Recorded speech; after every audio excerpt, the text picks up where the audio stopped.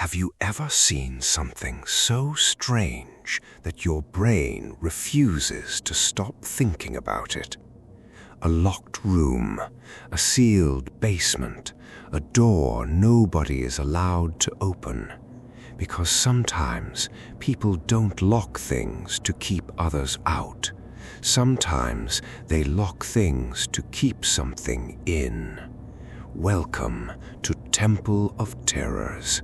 If you enjoy disturbing true-style horror stories, psychological nightmares, and terrifying mysteries from the darkest corners of the internet, subscribe now, and make sure your lights are off for this one, because tonight's story begins with a shed.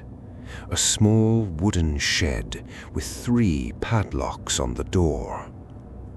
There was a shed behind my neighbor's house, small, rusted, barely large enough to store gardening tools, but it had 3 padlocks on the door. 3, not 1, not 2, 3 separate heavy-duty locks chained together like whoever owned it was terrified of something getting out. The strange part, everyone in town knew the shed was empty. At least, that's what we thought, until the scratching started. I grew up on Birchwood Lane, quiet neighborhood, the kind of place where nothing ever happened. Retired couples watered lawns every evening, kids rode bikes until sunset, and every house looked almost identical, except for the old Keller property at the very end of the street. The house itself wasn't scary. It was normal, but the shed behind it, that thing felt wrong, even during daylight. It sat near the tree line behind the house, hidden beneath overgrown weeds and crooked pine trees. The wood had turned nearly black with age. The windows were boarded shut from the inside, and hanging from the door were 3 massive padlocks, heavy industrial ones, each attached to a separate chain, like layers of protection or containment. Mr. Keller lived alone. Nobody knew much about him. People said his wife disappeared years earlier. Others claimed his son drowned in the lake nearby. Every family on Birchwood Lane had a different story, but all of them agreed on one thing: never ask about the shed. When I was 12, my friends dared me to touch it. That's how every bad story starts, isn't it? 3 of us snuck into Keller's backyard one summer night. We hopped the fence around midnight, carrying flashlights and cheap soda, trying to act brave. But the moment we reached the shed, everything became quiet. No crickets, no wind, nothing. One of my friends, Trevor, laughed nervously and kicked the door.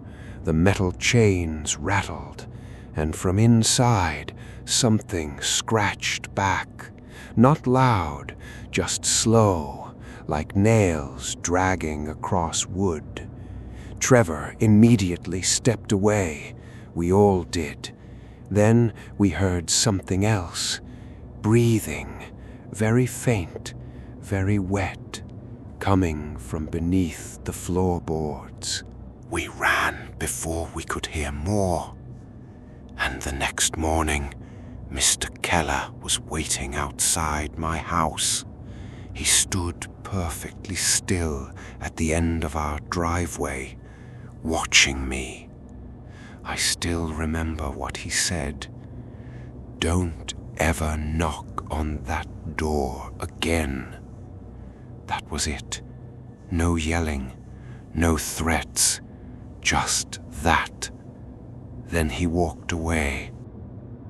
After that night, I became obsessed with the shed. Every evening, I'd stare at it through my bedroom window using binoculars. And eventually, I noticed something disturbing. Mr. Keller visited the shed every night at exactly 2:13 a.m., always carrying the same lantern, always alone. He'd unlock the first padlock, then the second, then stop at the third, and just stand there, listening. Sometimes he whispered things, sometimes he cried, but he never opened the final lock, not once. Then, one night, I saw him place raw meat through a small opening near the bottom of the door, and something inside dragged it away, fast, too fast. A week later, Trevor vanished. Police searched the woods, the lake, nearby roads. Nothing. Then rumors started spreading through town. People reported hearing scratching noises late at night, dogs barking toward the Keller property, children waking up claiming something was standing outside their windows. And every single story somehow led back to that shed. Mr. Keller stopped leaving his house. The grass grew taller, mail piled up, but every night the lantern still appeared. 2:13 a.m., like clockwork. Until one stormy October night, the light never came on. Curiosity is dangerous, but fear makes people stupid. I was 16 when I finally went back. Rain hammered the neighborhood, thunder shook the windows, and for the first time in years, the shed door was slightly open. One chain hung loose in the mud. I should have called the police. Instead, I grabbed a flashlight and stepped inside. The smell hit me first. Rot, mold, something metallic underneath it. The shed was empty. No tools, no furniture, nothing. Just dirt floorboards and deep claw marks covering the walls, long, vertical, as if something had repeatedly tried climbing out. Then my flashlight landed on the center of the room. There was a hatch in the floor, bolted shut with the third padlock, and from beneath it, breathing. I don't know why I stayed. Maybe shock, maybe stupidity, but I crouched near the hatch and listened. At first, nothing. Then, tap, tap, tap.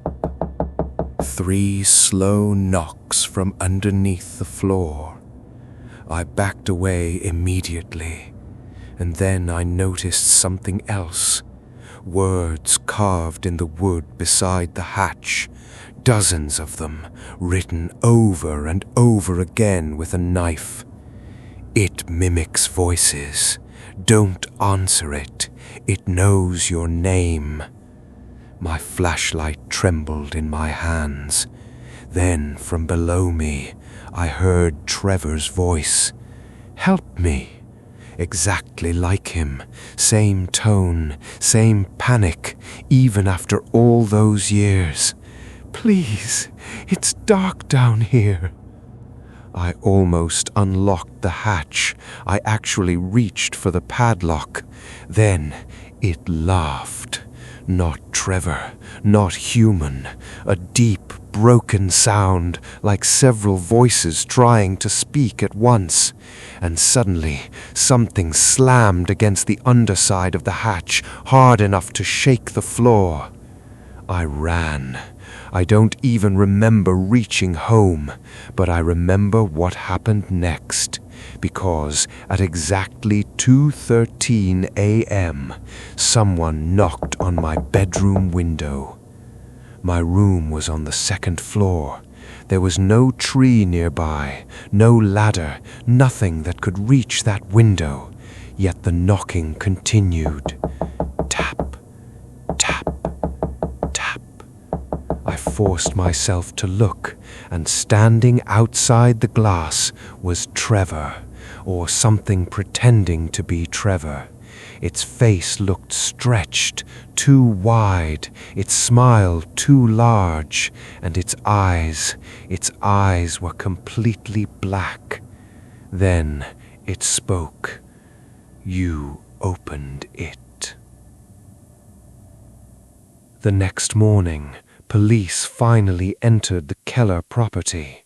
Mr. Keller was found dead inside the house. Heart attack. Estimated time of death several days earlier.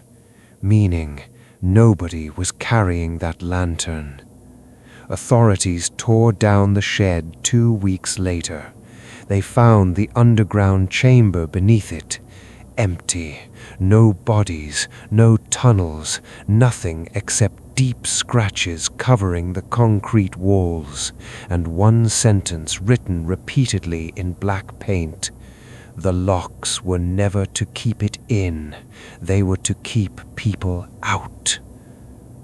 That neighborhood doesn't exist anymore.